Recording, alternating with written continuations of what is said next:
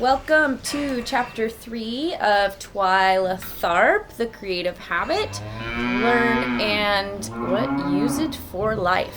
I'm Sari, your host, and we have Zong Jangle and Michael here with us today, and we are just going to go over the chapter now. If you would like to join us and you're watching on YouTube, you can go to my Discord server and add me, my screen name.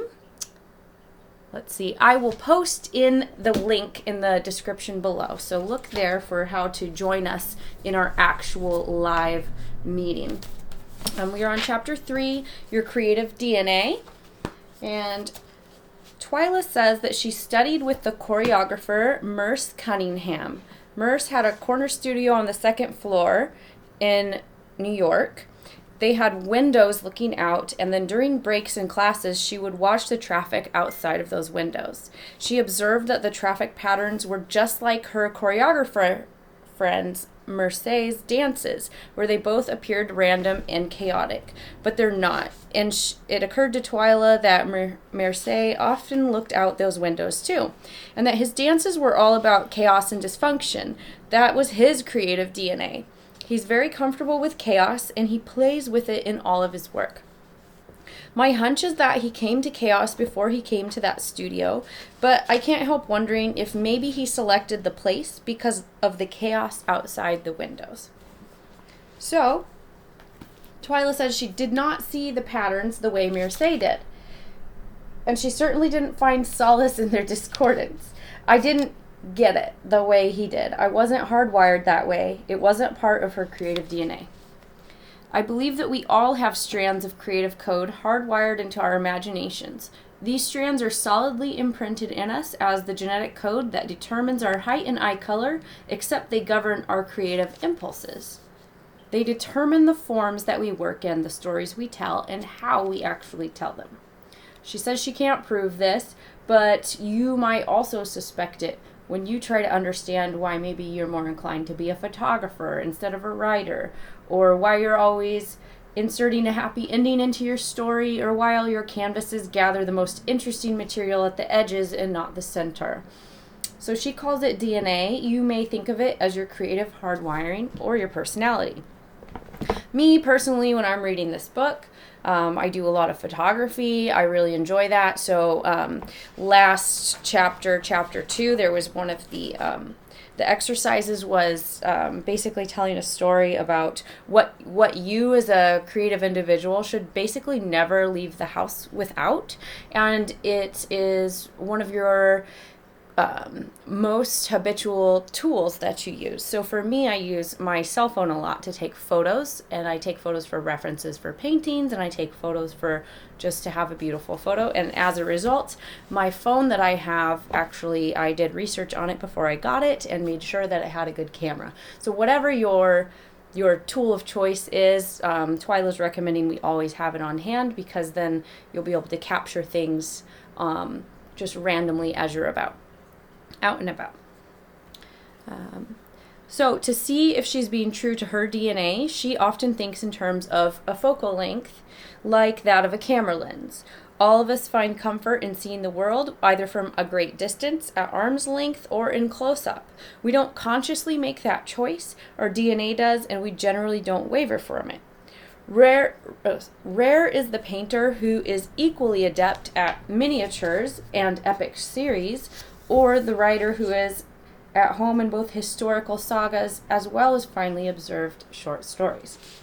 The photographer Ansel Adams, who actually keeps coming up in all of our creative books because he is the famous black and white landscape photographer. I'm sure everybody has seen that in their chiropractor's or doctor's office or anywhere. His photography is just really beautiful.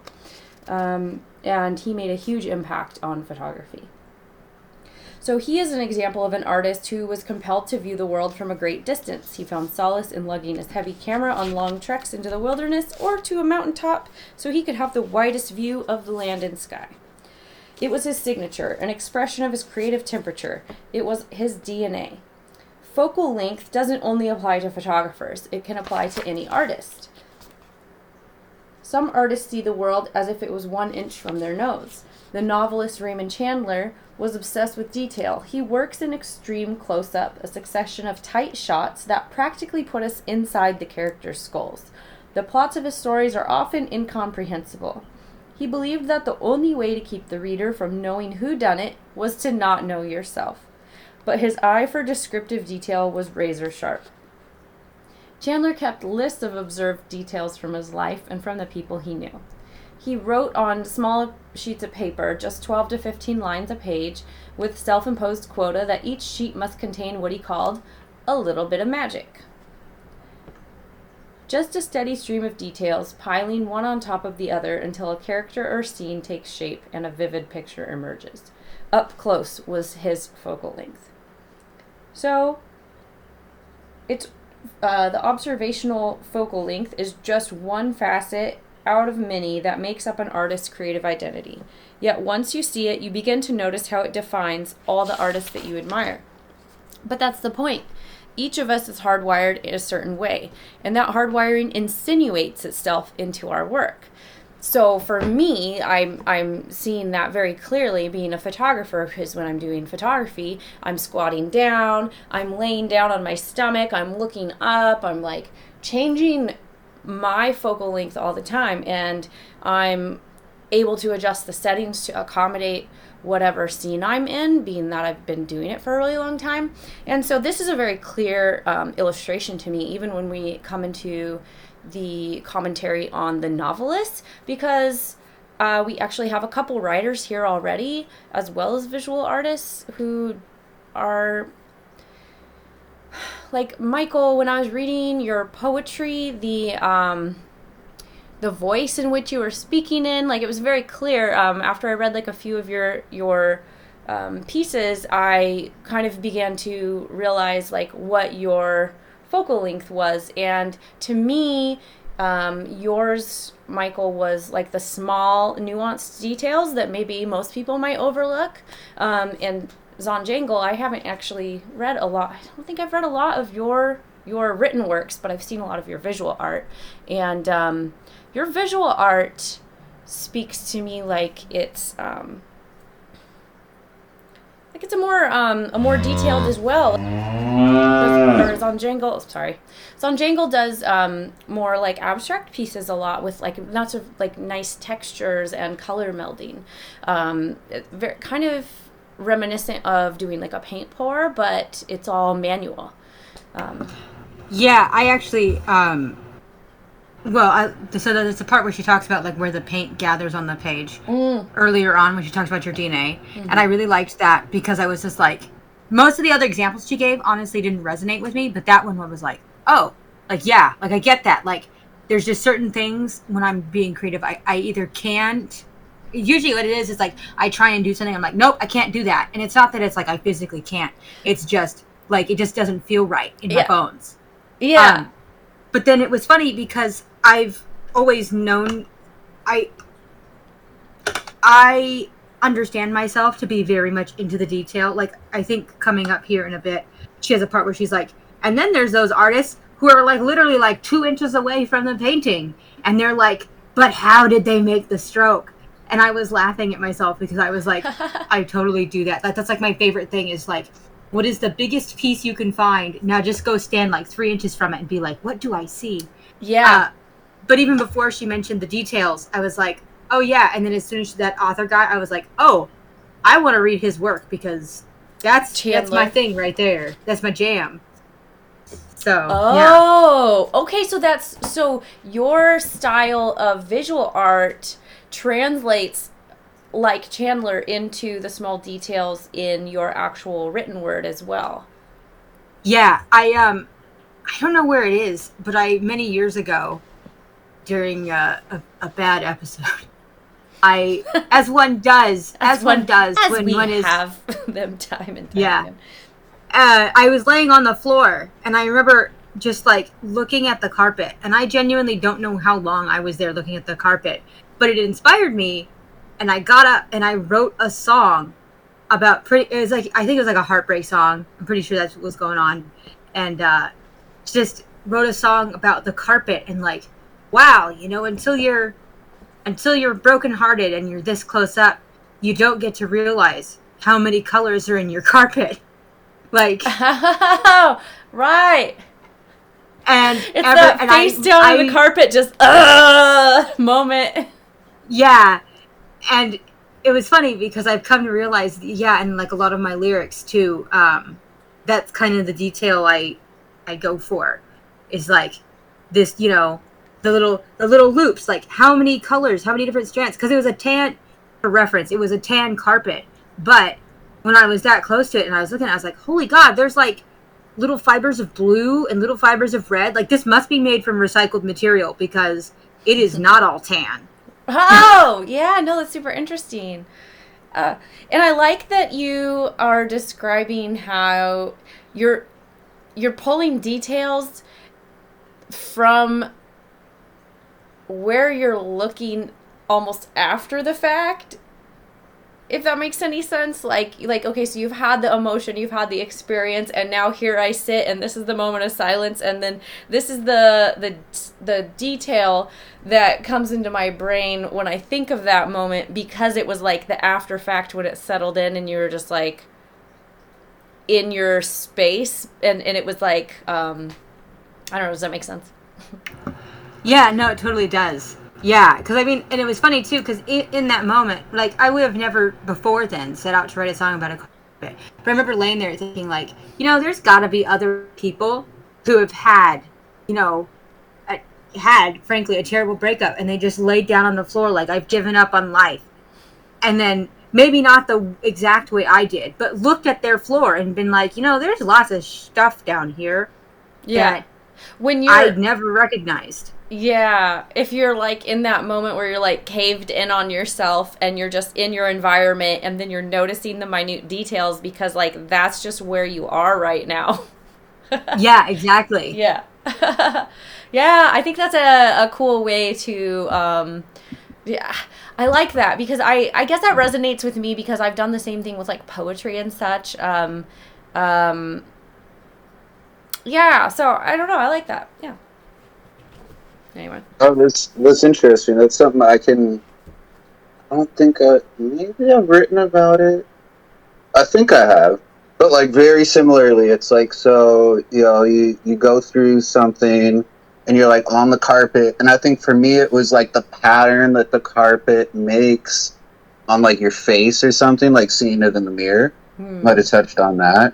So like, I think, you know, because you're like on the carpet and like then you look and you're like, oh, like look, like my face is all different. I don't know, but there's this. Oh, like impressed on your face. Right? Yeah, from the pressure. But if I think about it, it's a couple of things. One is that like it's about the details, but the details are more about trying to ultimately communicate the experience. You know, like, hey, like this is the experience I've had, and maybe I can draw someone in or set the stage with the details. Because if I just say like this hurt a lot, and if I use a lot of profound words to describe how it hurts, it's not the same. Versus, or whatever it is, versus like if you can communicate different parts of the experience, like that. One of the things that I find so unique when you have a big emotional experience is that it kind of shifts your consciousness, because the way we perceive everything is relatively steady, and you have this like life altering shift, and it shifts everything just a little bit until it kind of realigns and you settle back down. So like you notice things differently. You're like, oh wow, like, yeah, I wouldn't usually lie on this floor, but like maybe I will right now. And like, oh, yeah. Like, wow. It's so, I don't know. It's interesting. Yeah. I like that you pointed out that the details are how you actually set the scene. In that the scene itself is part of the experience as a whole. Yeah. So. Yeah. Right on. Good feedback. Yeah. I guess to follow up on what Michael said, I guess I hadn't. Yeah, because who would write a song? Yours is a little different than mine. I don't think it's a song, but you know, who would write a song about a carpet? Like that doesn't. It doesn't sound good. But actually, when I think of like, yeah, the song really it comes down to what I mean. The details on the carpet were cool, And I hoped that would resonate with people, but it was really about like, pretty much like, if I wasn't brokenhearted, look at all this stuff I would have never noticed. And is it it almost turns the heartbreak into a little miracle, right? Because you're seeing all these things you would have never otherwise seen.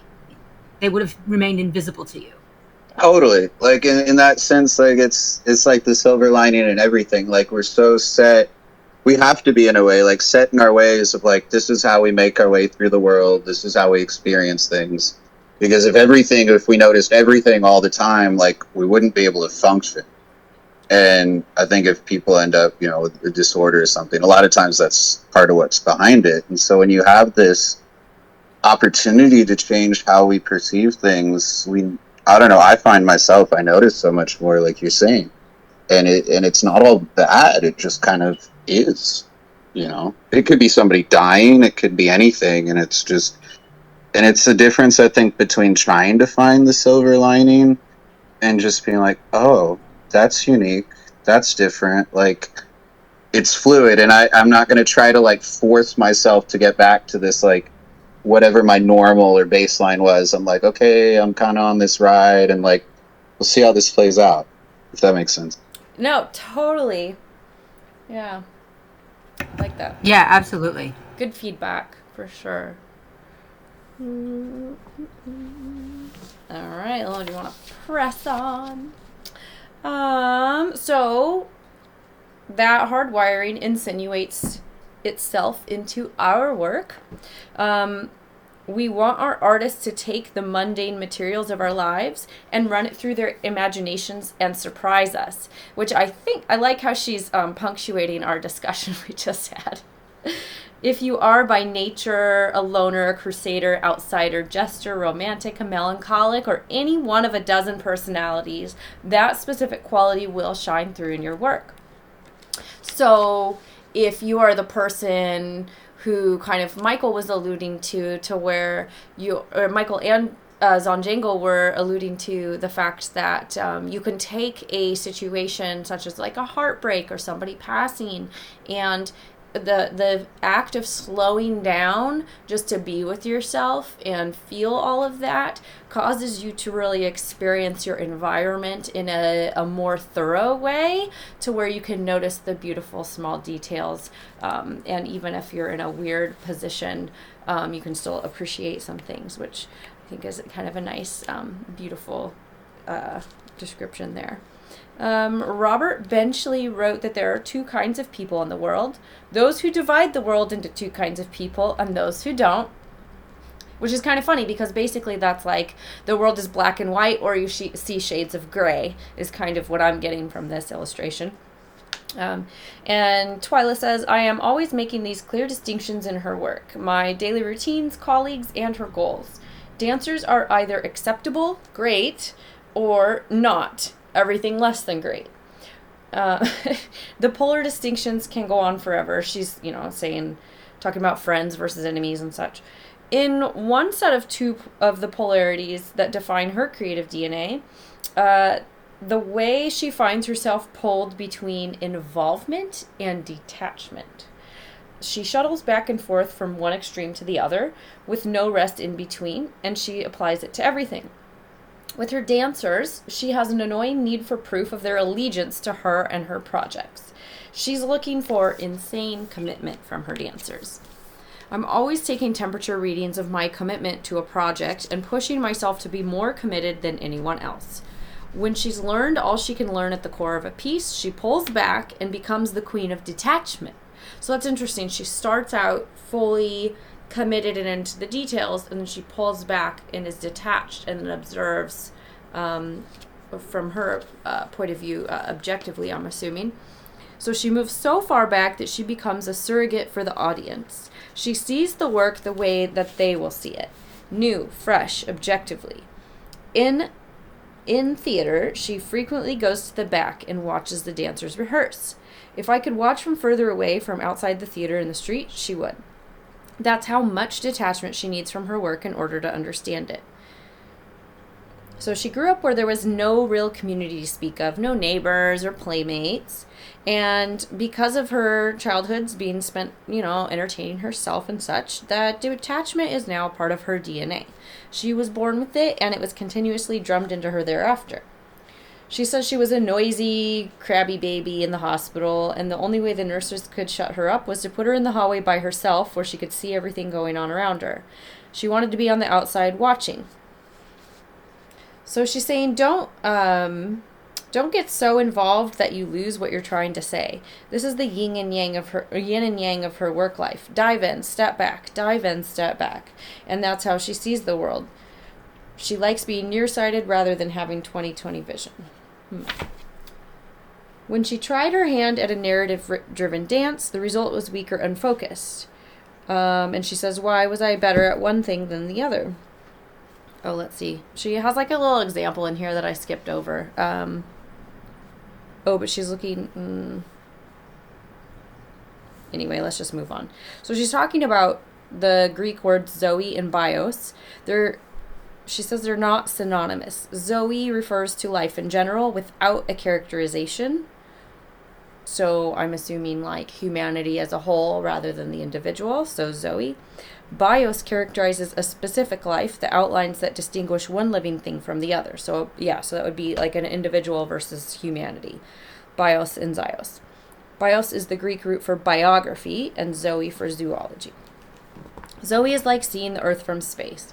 You get the sense of life on the rotating globe, but without a sense of the individual lives being lived on the planet. Bios involves swooping down from space from the perch of a high-powered spy satellite, closing in on the scene and seeing the details. Bios distinguishes one life from the other, and Zoe refers to the aggregate. Bios accommodates the notion of death, that each life has a beginning, middle, and end, and that each life contains a story. Zoe is experienced without end, as infinite life. She realizes that these are just words, but they articulated a distinction that made her entire life, or her entire creative output, clearer. And applying it to two of her choreographic heroes, Robbins and George Balanchine, she could appreciate in a new way the difference between these two men. Balanchine was the essence of Zoe. Most of his ballets are beautiful, plotless structures that mirror the music rather than interpret it. And Robbins was pure bios and brilliant at it. When he created a dance, he was always accumulating details about the roles, from what the characters would wear to whom they were sleeping with, and out of these details of life, he would construct an engaging narrative. So one approach was not more valid than the other. The two men simply entered their work through different doors. But she could see that everything she did was a duel between the warring impulses of bios and zios in her. On the one hand, there was her ability to create dances about a life force, and on the other, there was her occasional urge to break away from this and create dances that tell a specific story. So the first kind of dances came naturally to her, and the latter required more effort.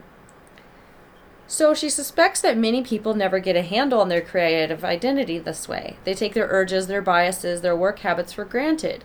But a little self-knowledge goes a long way. If you understand the strands of your creative DNA, you begin to see the story that you're trying to tell, why you do the things that you do, both positive and self-destructive, where you are strong and where you are weak, which prevents a lot of false starts, and how you see the world and function in it. Take the following questionnaire. If even one answer tells you something new about yourself, you are one step closer to understanding your creative DNA. The results of this exercises are meant for your eyes only. Gosh, that's like a tongue twister today. It's an honest self-appraisal of what actually matters to you. Answer it quickly and instinctively. So she has a list here of 33 questions. And it's meant to probe you, for you to realize like maybe what your goals are, what your instincts are, what your creative voice is. Did any of you guys do the creative questionnaire? I ended up doing it. I started to do it, and then I turned the page, and I realized it kept going, and I was like, I was not prepared for this level of commitment today. It was a lot, too. Yeah, I do want to do it. I probably will do it later this week. I don't know if I'll do it today. I wanted to, but Yeah. I didn't get my other things done, so gotta finish my chores. I would do it if you have a minute, but if it's gonna be too disruptive, I mean, just grab like random questions, like, So yeah, like I really like this because it's actually a lot of questions that I've been working with myself. Especially since we've been reading the creative books, so I feel like Zandra, like a lot of the questions you'll probably like already know really quickly, and then some of them like I was just like, oh, this is like kind of heavy. But I think a lot of them might actually be heavier than I think, just because we've been working with the concepts for a while. Like one of them was, what is the first creative moment you remember? We have, they're asking about your creative ambition and what your obstacles are to it. They're asking about your attitudes towards specific things like money, power, praise, rivals, work, play. Who's your muse? Define what a muse is. When faced with impending success or threat of failure, how do you respond? So it actually gets into like some psychological stuff. So like, again, because I've been working on stuff for a while, I found like a lot of the answers to be like coming up pretty quick for me. But they even get into like heavy stuff, like what is your greatest fear? Which of your answers would you most like to change? So, I mean, I feel like with this, like, you would just get out of it what you put into it. So, maybe even just, like, set a timer for 30 minutes if you have it. Because there's 33 questions. Or you could even do it, like, in 45 minutes or an hour. But I really like, she even has down here, like, the last question. What is your greatest dream? So, this actually might be something that might be interesting to just, like, come back and flip through and touch base with every once in a while, because I was talking to a friend recently, and I've known her for a few years now, quite like 5 years now, I think, and we were just kind of talking about like when we first met and all that, and it was funny because she looks at me and she's like, oh my god, like all the things that you listed off that you said you were gonna do, she's like, you've done now. And so I'm like, oh yeah, I got a new list. But it was really cool to talk to her because I was actually able to have confirmation from somebody outside of myself. Look at all the stuff you've done, and like listed it off to me. And I was actually like very grateful for that conversation. And so I think you can facilitate that by yourself, just by, doing this little questionnaire, and then maybe coming back to it in a year and just seeing how much of this stuff has changed. I actually often like to do things like that, so that's kind of fun for me. But anyway, let's see. So this questionnaire, she says, she devised because it forces us to look back at our origins. We change through life, but we cannot deny our sources. And this test is one way to recall those roots. So the better you know yourself, the more you will know when you are playing to your strengths and when you are sticking your neck out. Our ability to grow is directly proportional to an ability to entertain the uncomfortable.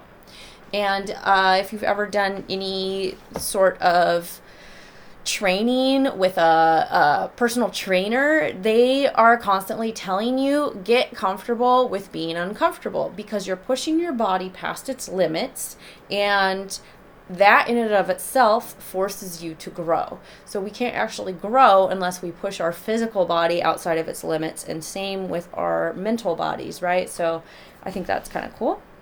The playwright Neil Simon. I'm not sure if any of you guys have ever read Neil Simon's book. Oh, I'm thinking of a different guy. Never mind. I won't tell my analogy because it's not the same guy. But anyway, Neil Simon's a playwright, and he wrote beautifully constructed parlor comedies that provided a laugh every 20 seconds. She looks over his enormous output, 36 plays, a dozen original screenplays, and she sees a paragon of habitual creativity. She sees a writer constantly stretching. He pushes his talent more than most people appreciate. He was always injecting into his plays dark elements and serious themes that tested his abilities and made his audience stretch, too. And remember, he's writing comedies, and he's putting dark elements and serious themes into them, which I think, like, that's those are kind of like my favorite, where you got like these kind of, what is it? The guy that he did the Royal Tenenbaums. Who's that director? The director of the Royal Tenenbaums. He did like a bunch of other movies, but I really like his comedy. It's kind of like that. I see a writer. Oh yeah. Anyway, so So we're making himself and his audience stretch, and his strengths for comedy could cover his experiments.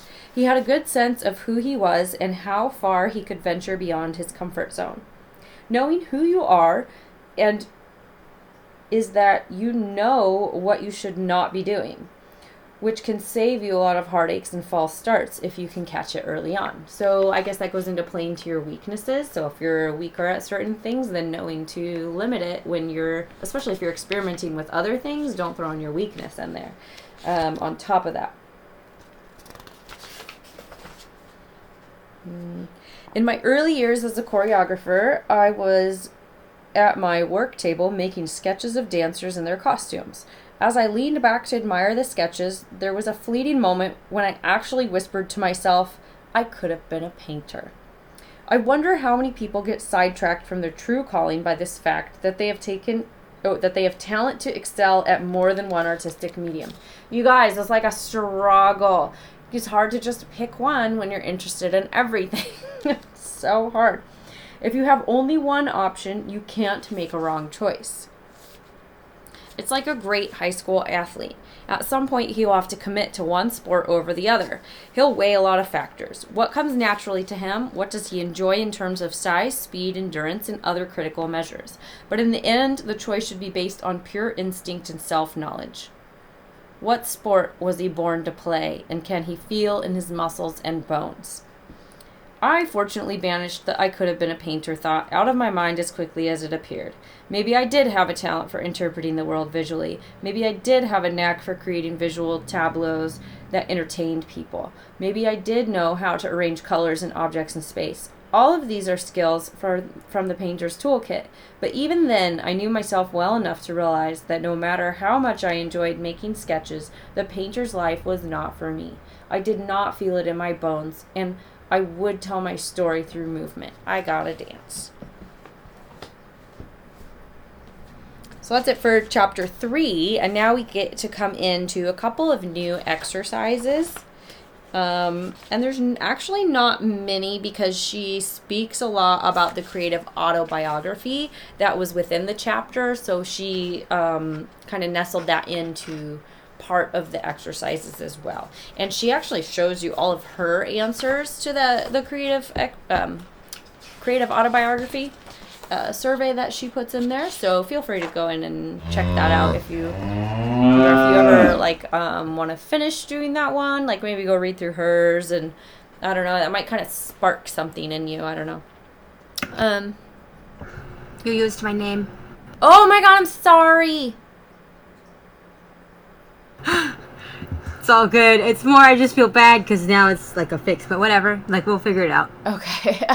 I could bleep it. Bleep. Bleep! Anyway. Put a duck quacking. Oh, yeah. I think that's a good idea. I like the quack. I did it. I started to say your name. I fudged it earlier, too. All right. Exercises.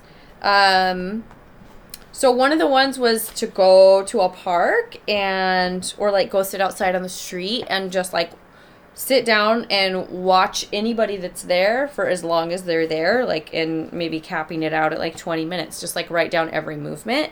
And then she asked you to go and do it again, but this time only note the things that happen between them that you actually find interesting. So when you apply judgment to your powers of observation, you become selective, you edit, you filter the world through your particular prism. Now study the two lists. What caught your fancy is not as important as the difference between the two lists. What you included and what you left out speaks volumes about how you see the world. Do this exercise enough times and patterns will emerge. You will be revealed, which I think is very interesting.